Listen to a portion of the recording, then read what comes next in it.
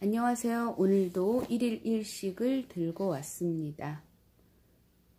아는 것을 실천하는 일이 사실 그렇게 쉽지도 않고 또 그렇다고 해서 그렇게 어렵지도 않지만 그러나 그럼에도 불구하고 이렇게 매일 한 챕터 내지는 두 챕터씩 제가 이렇게 글을 읽는 것은 제 몸속에 체득하기 위해서, 왜냐하면 우리 인간은 망각의 동물이기 때문에 몸에 체득시키지 않으면 금방 까먹어 버리거든요. 또 그리고 모르죠. 이 다음 세대 친구들에겐 어떤 이야기들이 또 변형된 이야기들이 출현할지는 아무도 모르는 상황이고, 근데 제가 봤을 때는 이 이론이 지금 시대에 딱 걸맞는 이야기가 아닐까 싶습니다. 풍요 속의 빈곤이라고 제가 항상 얘기를 하는데, 차고 넘치잖아요. 주변에 뭐 의류, 식품, 이 모든 것들이. 그런데 안타깝게도 먹을 수 있는 것이 없고 입을 수 있는 게 없다는 그 아픔이 이 1일 1식이 말해주는 것 같아요. 이야기로 들어가 보면, 동물은 사냥감에 소금을 뿌려 먹지 않는다.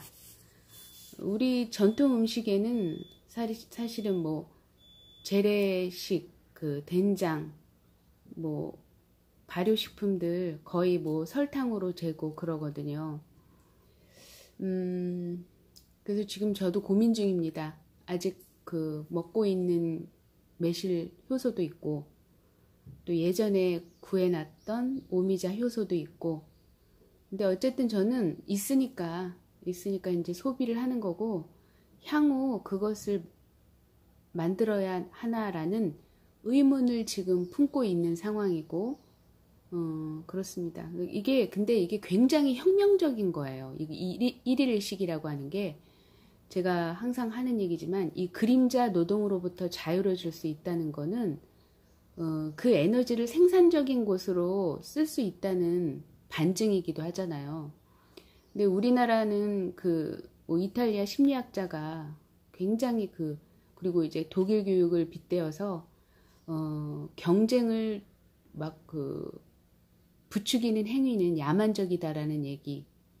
그 속에는 생명력 플러스 제가 항상 얘기하는 다양성, 이런 것들이 다 내재되어 있는 상황이거든요. 그러니까 그 무엇도 우열을 나눌 수가 없다는 거죠. 그거는 인간이 아주 교묘하게 자본론을 입각한 논리인 거지, 절대로 어떤 인간도 위에 있고 아래에 있지 않습니다. 다 평등하죠. 그리고 다 소중한 존재이고 다 누구나 사랑받을 가치가 있는 존재들이거든요. 근데 이제 그걸 우리가 학교 교육을 통해서 망각한 거죠. 잃어버린 거고, 나의 존재 의미에 대한 깊은 성찰이 없이는 사실은 얼마든지 자신을 비하할 수 있거든요. 그리고 너무 과대포장, 그러니까 자신을 너무 막 우월하게 보는 그것도 역시 자존감의 결여의 결과값이라고 보고요.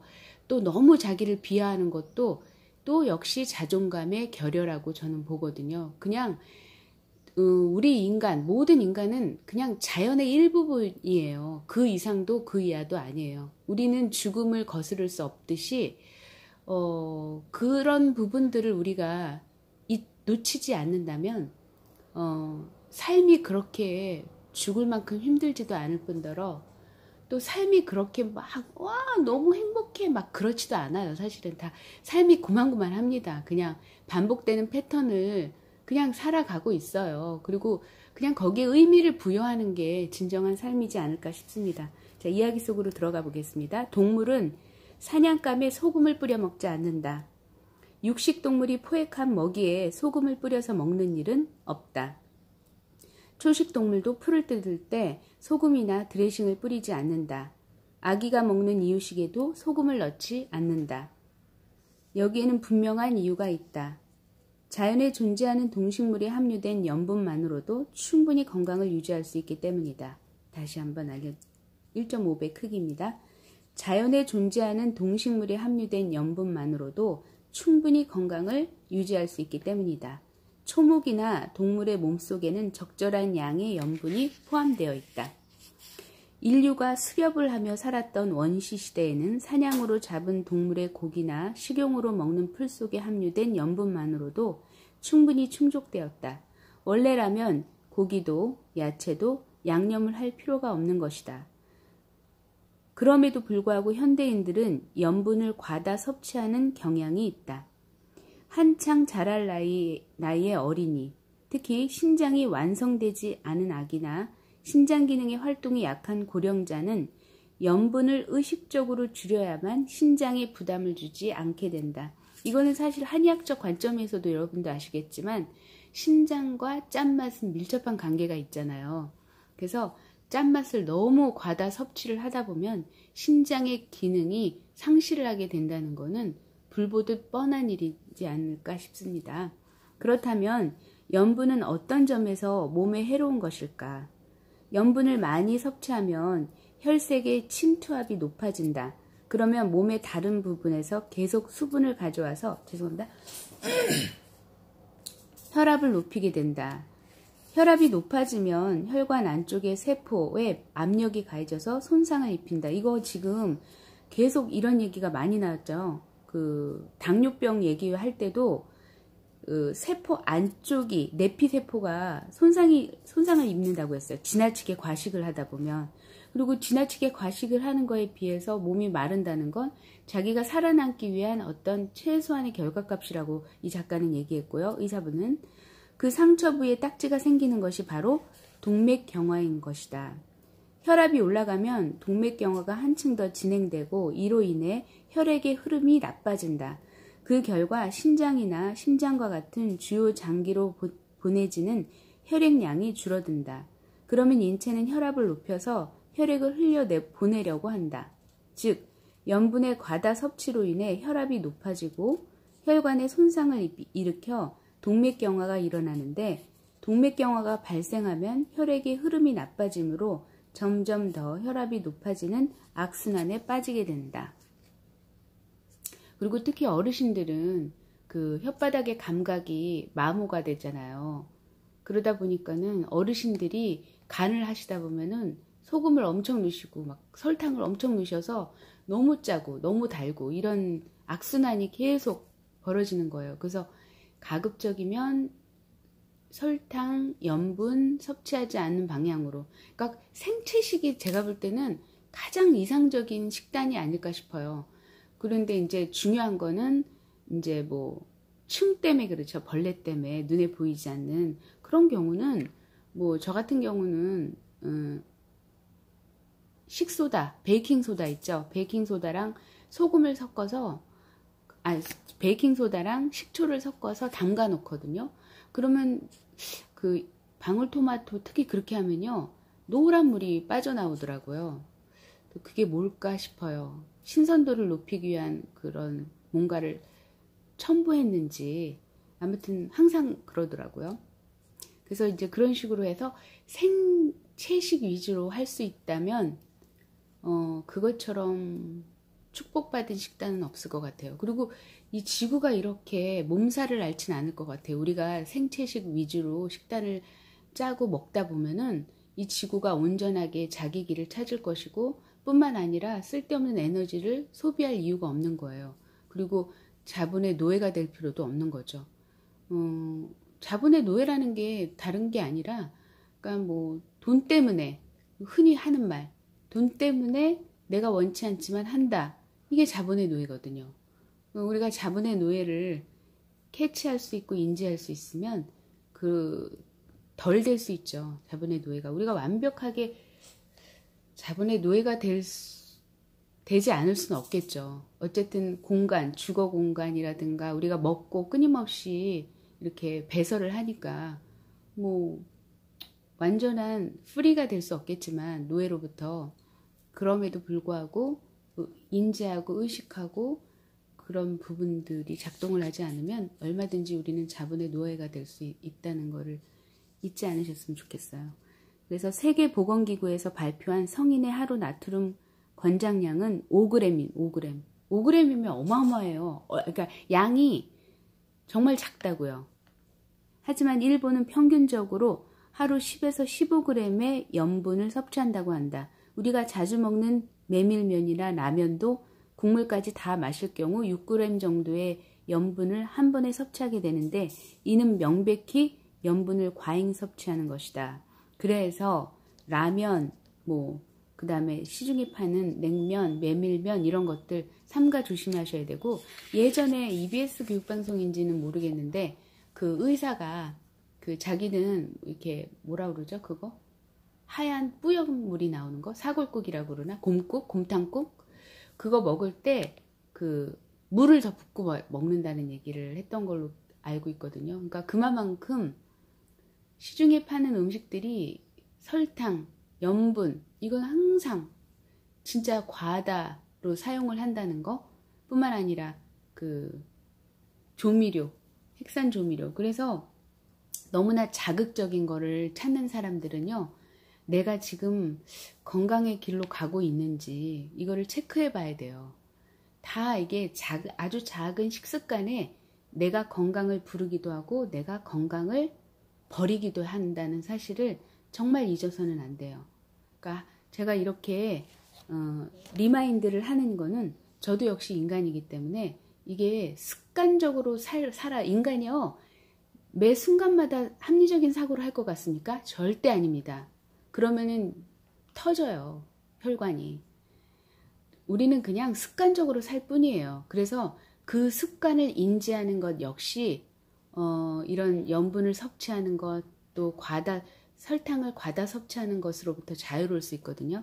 그 다음에 두 번째 챕터, 건강에 좋은 소금은 없다. 이거 사실 우리 돌아가신 어르신 분이 계시는데 천일염이 좋다고 한동안 너무 심혈관계에 문제가 있는 사람들은 천일염을 안 먹어서 그렇다. 그래가지고 한동안 그리고 또 둘째 같은 경우는 지금 천일염이 아니고 구주염을 열심히 먹고 있는데, 근데 신기하게 아토피가 많이 좋아졌어요. 물론 정서적인 부분도 무시할 수는 없는데, 어쨌든 간에 자기가 당기니까 먹거든요. 그리고 염분을 섭취하다 보면 자동적으로 물을 마시게 될 수 있고, 그래서 순환에 도움이 됐겠죠. 전혀 근거 없는 말은 아닌 것 같아요. 제가 봤을 때. 그리고 사람마다 편차가 있을 것 같아요. 근데 어찌됐든 1일 1식이 저한테 절대적으로 맞는 가장 큰 이유 중에 하나는, 사람이 생태적으로 태어날 때 자기의 기운이라는 게 있거든요.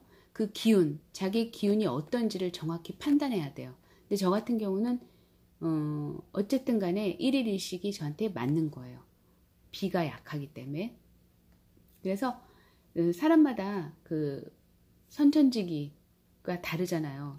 태어날 때 가지고 있는 기운이라는 거를, 내가 어떤 기운을 가지고 있는가를 아는 것도 되게 중요해요. 그래서 그것을 바탕으로 해서 조금씩 개선해 나가면 됩니다. 그래서 건강에 좋은 소금은 없다 이야기로 들어가 보겠습니다. 최근에는 풍부한 미네랄 함유를 강조하는 천연 소금 등 다양한 종류의 소금이 많이 나와 있다.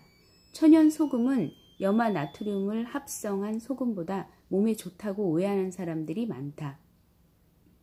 그런데 이는 염분의 과잉 섭취를 조장하는 것 같아서 더욱 주의가 필요하다. 분명 천연 소금에는 미네랄이 다량 함유되어 있다. 하지만 미네랄을 딱히 소금을 통해 섭취할 필요는 없다. 소금을 통해 미네랄을 섭취하려고 한다면 상당량의 염분도 섭취해야 한다. 미네랄은 오히려 해조류나 어패류를 통해 섭취할 것을 권장한다. 이거는 1.5배 크기이지만 저는 요거는 읽지 않겠습니다. 왜냐하면 계속 거듭해서 말씀드리지만 후쿠시마 원전 이후로 원전 사고로 인해서, 그리고 몰래 폐기물을 바닷속에 버린다는 얘기를 들었고, 그거를 멈출 수 있을까 싶기도 해요. 그렇기 때문에 이제 해조류, 어패류는 옛날 얘기예요. 정말 순수한 원자력 발전소가 지어지기 전 이야기는 맞아요. 하지만 이후 붕괴되고 사고가 난 이후로는 저는 해조류, 어패류 위험하다고 봅니다. 정말 위험한 음식입니다.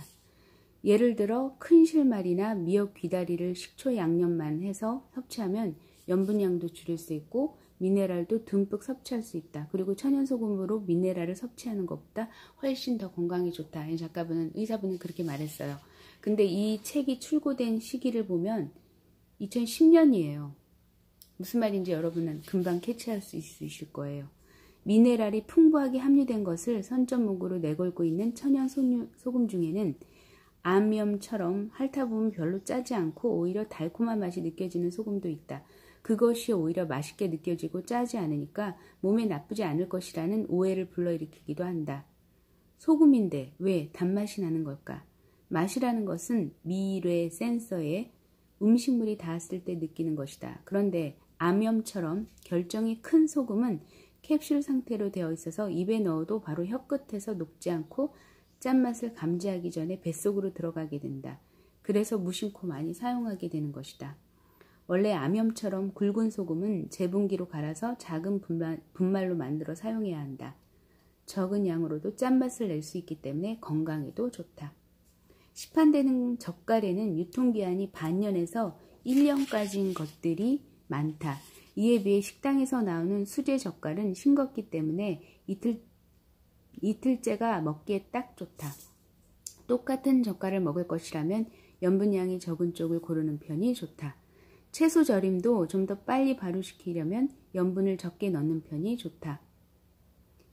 비만을 예방하기 위해서는 칼로리나 콜레스테롤을 적게 섭취해야 한다는 것은 잘 알려져 있다. 하지만 비만의 진단 기준인 혈압과 혈당치가 소금이나 설탕에서 기인한다는 사실은 간과하기 쉽다. 이번 기회에 염분 과다 섭취에 대해서도 확실히 점검해 봐야 할 것이다. 끝. 오늘도 행복한 하루 되시고요. 오늘은 여러분의 날입니다. 감사합니다.